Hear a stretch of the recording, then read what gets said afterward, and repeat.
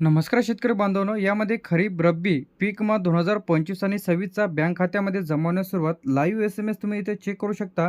जर तुम्हाला पैसे आले नसतील तर हा व्हिडिओ तुम्ही शेवटपर्यंत बघा. छत्रपती संभाजीनगर, धाराशिव, धुळे, गडचिरोली, सिंधुदुर्ग, सोलापूर, कोल्हापूर तर या जिल्ह्यांमध्ये.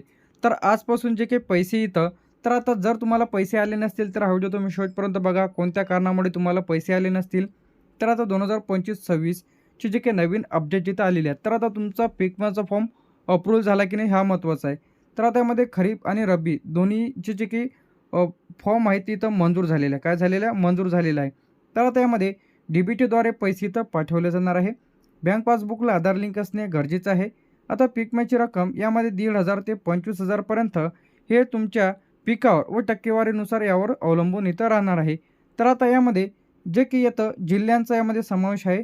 तर यामध्ये छत्रपती संभाजीनगर, धाराशिव, धुळे, गडचिरोली तर अशा जिल्ह्यांमध्ये तर काही शेतकऱ्यांना इथं ₹17,500 याप्रमाणे पैसे इथं डी-बी-टीच्या माध्यमातून इथं येतील. याचप्रमाणे जे काही सिंधुदुर्ग, सोलापूर, कोल्हापूर तर या जिल्ह्यांमध्ये पेमेंट इथं वाटपास सुरुवात झालेली आहे. तर आता यामध्ये तुमचा जिल्हा आहे की नाही लगेच तुम्ही तपासा. तर आता यामध्ये 2025 आणि 26ची प्रधानमंत्री पीक विमा योजना 2025 आणि 26 अतिवृष्टी, दुष्काळ, गारपीट व पूर तर या बाधित झालेले जे काही पीक आहे त्यामध्ये सोयाबीन असेल, कापूस, तूर, उडीद, मूग, गहू, ज्वारी, हरभरा तर अशा पिकांचा यामध्ये समावेश आहे. पैसे कोणाला इथं मिळत आहे? तर ज्याने पीक विमा फॉर्म भरलेला आहे तर असे शेतकरी हप्ता भरलेला म्हणजे ज्या शेतकऱ्यांनी पीक विमा काढलेला आहे त्याचं प्रीमियम इथं भरलेलं आहे तर अशांना मिळत आहे. बँक पासबुक आधारशी लिंक आहे. पिकाची नोंद बरोबर केलेली आहे. म्हणजे तुमच्या शेतामध्ये जे काही पीक आहे तेच तुम्ही टाकलेलं आहे. क्रॉप इन्शुरन्सवरती तुमचं यादीमध्ये नाव तपासा.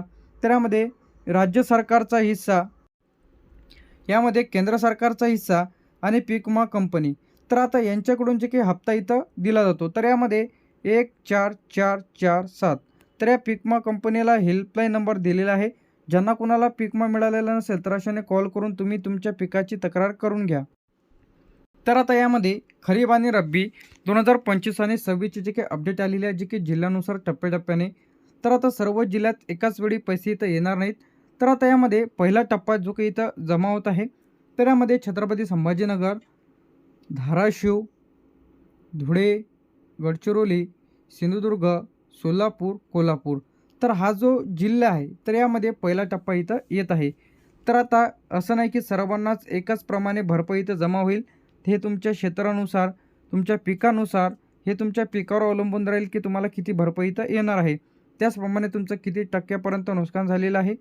यानंतर इथे दुसरा टप्पा यामध्ये नाशिक, जळगाव, अहिल्यानगर, पुणे, सातारा, सांगली, रत्नागिरी तर या जिल्ह्यांचा समावेश आहे. तर दुसऱ्या टप्प्यामध्ये पहिला टप्पा आपण तर बघितलेला आहे. दुसरा टप्पासुद्धा इथं झालेला आहे. तिसरा टप्पा लवकरच इथं येणार आहे. यामध्ये बीड, लातूर, नांदेड, परभणी तर या जिल्ह्यांमध्ये तिसरा टप्पा हे जमा केला जाणार आहे. त्याचप्रमाणे तिसऱ्या टप्प्यांमध्ये हिंगोली, बुलढाणा, अकोला, अमरावती, वर्धा, नागपूर, भंडारा, गोंदिया, चंद्रपूर, वाशिम, यवतमाळ तर अशा जिल्ह्यांचा यामध्ये काय समावेश आहे. जर तुम्हाला पैसे आले नसतील तर घाबरण्याचं काही कारण नाही. तुम्हाला काय करायचं आहे मी तर सांगणारच आहे. ज्यांना कोणाला पैसे आले नसतील तर यांनी. तर आता यामध्ये नागपूर, भंडारा, गोंदिया, चंद्रपूर, वाशिम, यवतमाळ, रायगड, ठाणे, पालघर तर अशा सर्व जिल्ह्यात एकाच वेळी पैसे इथं येणार नाहीत. तर टप्प्याटप्प्याने. तर आता यामध्ये कोण अपात्र ठरू शकते हे सुद्धा महत्त्वाचं आहे. तर यामध्ये अर्ज न केलेले शेतकरी, पीक विमा फॉर्म न भरलेले शेतकरी, बँक खाते आधारशी लिंक नाही असे शेतकरी, चुकीची नोंद केलेले शेतकरी म्हणजे तुमच्या शेतामध्ये सोयाबीन आहे, सोयाबीनच आहे पण परंतु तुम्ही कापसाची नोंद केलेली आहे तर असे शेतकरी. तर यामध्ये जे काही तुमचं जे काही पिकाचं जे काही तुम्ही नोंद करता ते सातबारा दिसते. त्यामुळे तुम्हाला व्यवस्थित तुमच्या पिकाची नोंद करणे गरजेचं आहे.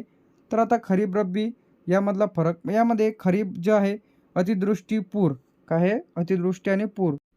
याचप्रमाणे रब्बीमध्ये अवकाळी पाऊस, गारपीट, थंडी यामुळे जे काही भागांमध्ये जे काही पिकाचे तर नुकसान होते तर याची तक्रार कुठे करायची आहे हा सुद्धा महत्त्वाचा प्रश्न आहे. तर आता यामध्ये तालुका कृषी अधिकारी किंवा CC सेंटरवर किंवा पीक माय हेल्पलाईन नंबर 14447 तर हा पीक माय हेल्पलाईन नंबर आहे. तर इथं पीक मा प्रतिनिधीशी सुद्धा संपर्क साधू शकता. तर तुम्हाला तुमच्या तालुक्याच्या ठिकाणी किंवा जिल्ह्याच्या ठिकाणी पीक मा सेंटर राहते, तिथं जाऊन तुम्हाला भेट द्यायची आहे. त्यामध्ये तुम्हाला काय डॉक्युमेंट्स द्यायचे आहेत, तर तुम्हाला आधार कार्ड, बँकेचं पासबुक, अर्ज क्रमांक म्हणजे पीक विमा फॉर्म भरलेल्याची पावती, 7, 12 आणि 8 इत्यादी डॉक्युमेंट्स द्यायचे आहे. तर आता जिल्हा, तालुका, गावानुसार हे जे पैसे आहेत ते DBTच्या माध्यमातून इथं पाठवले जाते. तर आता या कोणत्या पिकांना जास्त पीक विमा मिळतो? यामध्ये सोयाबीनचे जास्त प्रमाणामध्ये नुकसानाचे जे काही दावे इथं येत असतात. कापूस, तूर, उडीद, मूग, धान्य तर जे काही बागायतीची कमी येते, तर अशा पिकांचे सर्वाधिक बाधित तक्रारी इथं येत असतात. तर आता पेरणी जे काही इथं यामध्ये 15 ते 20 दिवस ऑनलाईन तक्रार जर दिली, तर 15 ते 20 दिवस इथं लागू शकते. तर आता 1 एकर, 3 एकर आता जे काही 3 हेक्टरच्या मर्यादेमध्ये तुम्हाला भरपाई इथे दिली जाते. 1 एकर यामध्ये 1,000 ते 4,000 पर्यंत, 2 एकर जर असेल तर 3 ते 10,000 पर्यंत, 3 एकर जर असेल 8 ते 30,000 पर्यंत याप्रमाणे अंदाजे पीक विमा इथं दिला जातो. तर काहींना इथं 17,500 रुपये जे काही JR नुसार इथं दिला जातो. तर आता यामध्ये जुना पीक विमा बाकी असेल, तर यामध्ये 2023-24चा असेल, 24-25चा, 25-26चा जर तुमचा बाकी असेल, तर अशाने 14447 तर या हेल्पलाईन नंबरला कॉल करा किंवा पीक विमा प्रतिनिधीला भेटा. त्यामध्ये 7/12 बँकेचं पासबुक, आधार कार्ड आणि पीक विमा फॉर्म भरल्याची पावती इत्यादी डॉक्युमेंट्स त्यांना द्यायचे आहे. तर आता तुम्हाला जो काही हा हेल्पलाईन नंबर दिलेला आहे, तर यादीत नाव नसेल, तर आता बरेच जणांचं काय होते, नाव यादीत आहे परंतु पैसे इथं आलेले नाहीत. तर अशांना घाबरण्याचं काही कारण नाही. जेव्हा मंजूर होईल, तुमच्या जिल्ह्यांमध्ये वाटप व्हायचा बाकी राहिलेला असेल, त्यामुळे 20 ते 15 दिवस इथं पैसे जमा होण्याकरिता लागू शकते. पिकाची नोंद, ई-पीक पाहणी, तक्रार जर तुम्ही व्यवस्थित केलेली असेल, फॉर्म तुमचा अप्रूव्हल असेल, तर लवकरच तुमच्या खात्यामध्ये पीक विम्याची रक्कम इथं जमा केल्या जाईल.